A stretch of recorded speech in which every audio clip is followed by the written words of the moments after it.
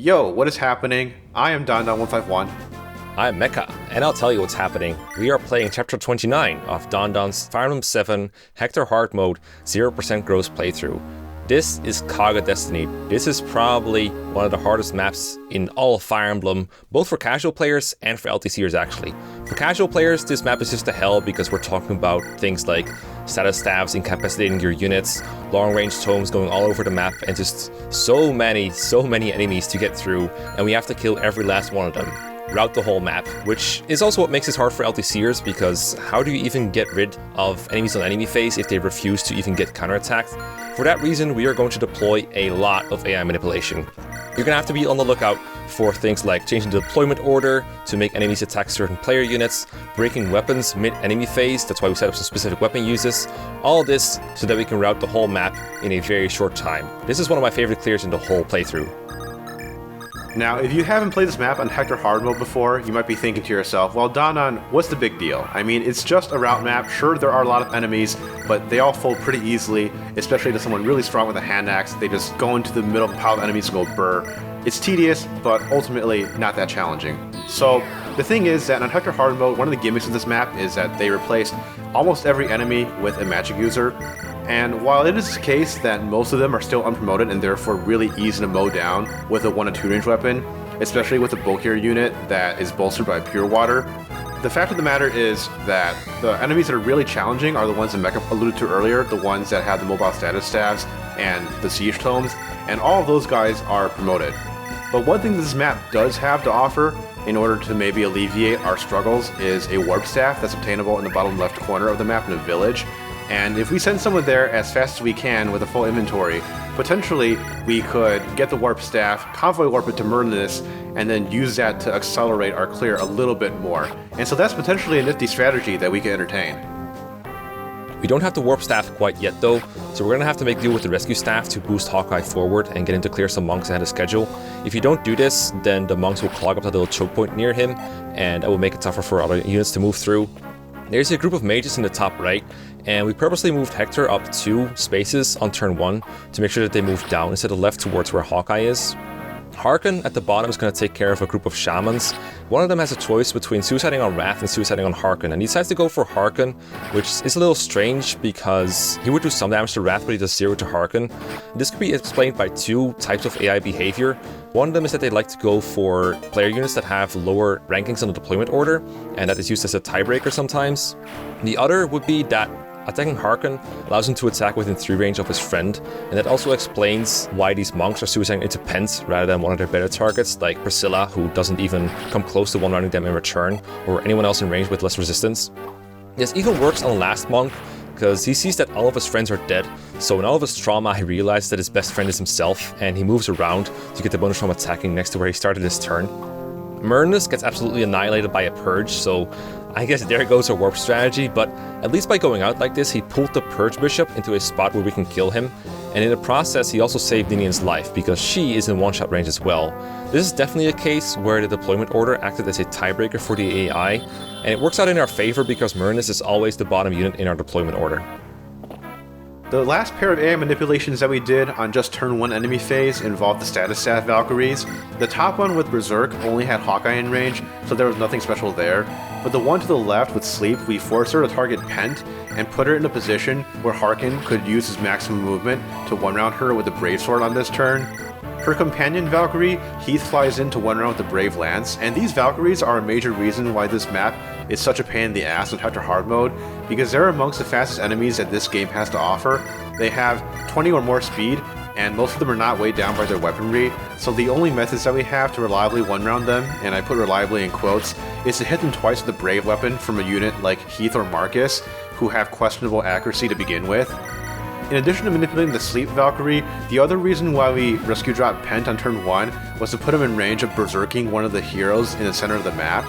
Shoutouts to Laponia for this strategy because he used it in his FE7 Hector Hard Mode 0% Gross playthrough, and it's really clever.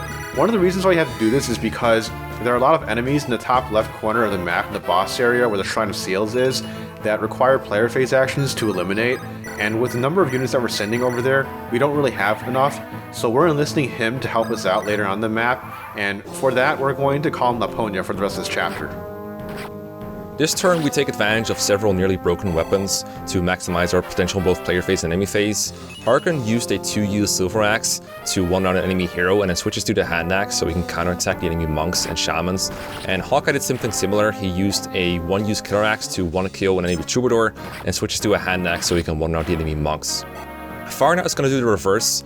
She's going to break her javelin to bait a druid into attacking with Luna instead of Eclipse. That sounds bad because Luna hits a lot harder, but it baits him off of a forest and allows us to one-round him more reliably on the next player phase. Farna is pretty good against these shamans as long as they don't have Luna because her base resistance is really good, but she doesn't always double them because she's weighed down so much by her javelin. Now there's 2 enemy druids that I want to direct your attention to. They are near the enemy boss and they look like Nime from FE6 because they use female map sprites. They are a huge pain to deal with because they can move around and they have Luna, Eclipse, Recover, and then 1 of Silence and Sleep. And their magic is uncharacteristically high at around 26, so they have 13 range with their staves. So combined with their movement, they cover a huge portion of the map and it's very hard to avoid being status. So it's not just their map sprite that reminds us of FE6. Harkon is going to take one for the team by baiting the Sleep Druid from the edge of her range, and this puts the Druid in range of La Pogne so he can destroy her. Now, La Pogne can one-round numerous other people this enemy phase, such as Hawkeye and the enemy Brigands, but he decides to destroy the Druid. We don't really know why, but my best guess is that he sees that she looks like Nime, and we all know how big of a threat Nime is. Also on the enemy phase, Priscilla baited over 2 important but irksome enemies to attack her from a place out in the open where they have no terrain to cover them and make them harder to kill. One of those enemies is a Berserk Valkyrie. This Valkyrie chose to target Priscilla because she's at the bottom of her deployment order, but with a pure water boost, Priscilla's resistance is appreciably high enough to suppress that hit rate to a point where she could reasonably dodge, and Marcus can easily one-round that Valkyrie with a Brave Axe. The other enemy that she baited over was a Bolting Sage, and this is because even though Priscilla's resistance is pretty decent now with that pure water, her max HP is low enough that she will be left with very low HP after that bolting attack, and this causes her to be a higher priority target than someone like Marcus, who is also in range but didn't have a pure water boost to help him out. This Sage is easy pickings now for Hawkeye, who is also able to bait over the last few enemies in the top part of the map. Now is probably a good time to talk about the reinforcement zones because no terrible route map is complete without them. There's 4 of those in this chapter, one of which we already triggered by passing through with most of our units. That causes 4 monks and a bishop to appear from the center forts every other turn for 4 occasions. If you go directly north of the starting point, that causes Valkyries to reinforce, and that's something we definitely want to avoid. Going directly left of the starting point causes waves of 4 shamans and a druid to show up from the forts that are currently on the screen right now, and although they're not that hard to kill, some of them have Luna, and it makes them more dangerous to face because of the critical rate. The last reinforcement zone is a rather large area around the Shrine of Seals that Harkon stepped into on this turn.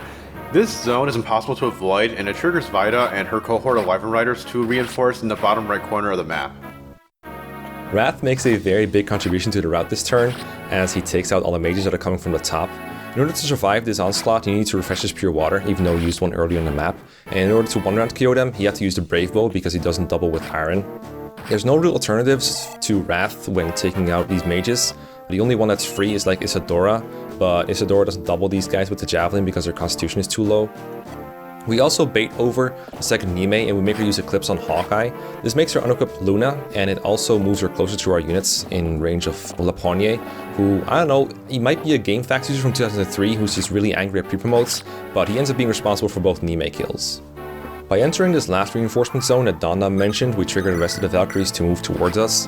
The 5 Valkyries in the upper left part of the map that are near the Shrine of Seals are especially notable, both for casual players and LTCers. For casual players, 3 mobile status staves are just super hard to deal with, especially if they silence your restore user, but for LTCs they're also very hard to deal with, because for them to even attack you, instead of trying to use a status staff, you need to have a unit in range that has insanely high resistance, 1 to range, 24 attack speed, and reasonable attack power.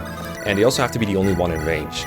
We don't have any of that, but we do have Harkon, who has 2 speed wings under his belt, and that allows him to double and one-round KO 2 of the Valkyries that only have L-Fire and no status stabs with his hand axe. The other 3 we can't take care of in this turn, and instead we have to bait him far away from the shrine for our strategy to work. I want to take a moment to talk about Vida, who just appeared on the map this turn and got the blue paint dumped by Hector. Vida is ridiculously strong. She's not as strong as Harkin, but she does have some stats that are above 20. She's also one of the other units in this run that get Hector Harmon bonuses. Unlike Harkin, her Harmon bonuses are usually pretty static. That's just how Wyvern Lord growths work out compared to hero growths. The only stats that really have substantial variation are her HP and her skill. I actually did have to RNG manipulate a little bit to make sure that Vida didn't get above average defense, because I wanted her performance in this run to reflect that of an average Vida. She joins with 2 Wyvern Riders on the initial turn, but on the subsequent turns, there's groups of 5 Wyvern Riders that appear in their place, and Vida is blocking one of those spots. The 2 Wyvern Riders that she joins with immediately have Poison Lances, and they're pretty light, so they're not weighed down. So there's a chance that she doesn't double them. In fact, the one that attacked Hector has 11 attack speed, so Vida doesn't double that one, but the other one she one-rounded. The other issue with these Wyvern Riders is that they are really bulky physically, and even with Vida's 22 strength, she needs a pretty strong weapon to be able to 2-hit KO them. We're going to have her burn up most of the spear that she joins with, the only one that you get in Hector hard mode, which is really frustrating for a lot of casual players, but it's something that we just have to do for reliability. Hawkeye got a crit on one of the 2 Valkyries that he was charged to deal with in the top right.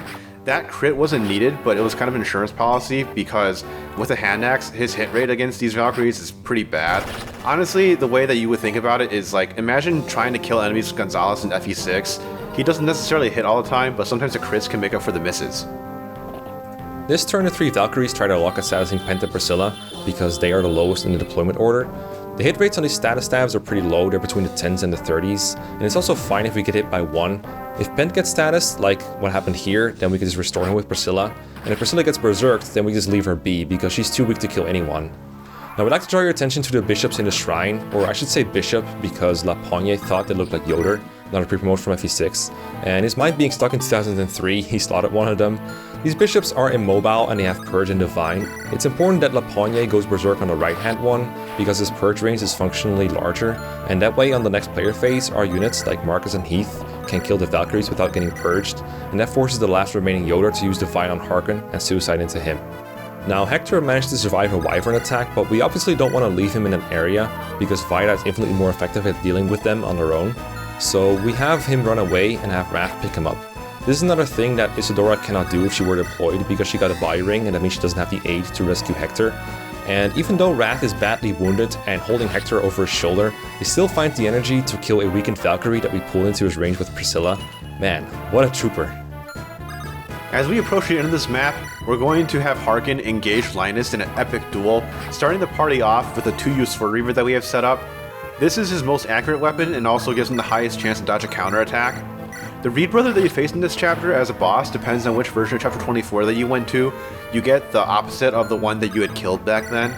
But no matter which one you face, this is one of the toughest bosses in the game, because you can't just cheese it with a critical hit. They're holding an Iron Rune that blocks it. Technically, Linus's Iron Rune can be stolen by Legault, but it's not worth the time and effort to deploy him and to get him over there, so we just have to beat him in fair one-on-one combat. This is another one of those enemies that we had to invest both Speedwings and the Harkin for, because he needs both of them to double Linus with the Sword Reaver and to quadruple him with the Brave Sword in order to do enough damage to kill him over 2 rounds of combat. Hawkeye expended the last of the low-use axes that we had set up just for this chapter by breaking a 1-use Iron Axe on a Valkyrie that was next to him. He needed the slight extra might in order to be able to KO that Valkyrie in addition to a hand axe. The purpose of the Iron Axe seems a little lost because Hawkeye had crit the other Valkyrie on the prior enemy phase, but the idea behind the 1-use Iron Axe was that he would break it and queue up a hand axe in order to be able to counter that Valkyrie on this enemy phase if it were still alive. So after Veda kills the generic Wyverns, Lapogne is the last man standing, and as much as he's helped us, his hate for pre-promote still means that he is an enemy to us, and for that we have to dispose of him. For him to suicide on us, we had to kill every red unit in his range, including Linus, so Lapogne was able to take the throne and become the new boss, but regardless, he's no match for Harkin, so press F to pay respects. And that's going to conclude chapter 29 in 5 turns. After that, Hector gets a promotion to Great Lord. This promotion is both weird and kind of bad. It's weird because it gives him +5 res, making that one of his better stats, as opposed to strength or defense, which is what you'd expect of Hector. He also doesn't gain any movement, and he becomes even heavier, to the point where the pool of units that can pick him up becomes even smaller, and you'll see how we work around these issues in the next chapter. Until then, see ya! Sayonara.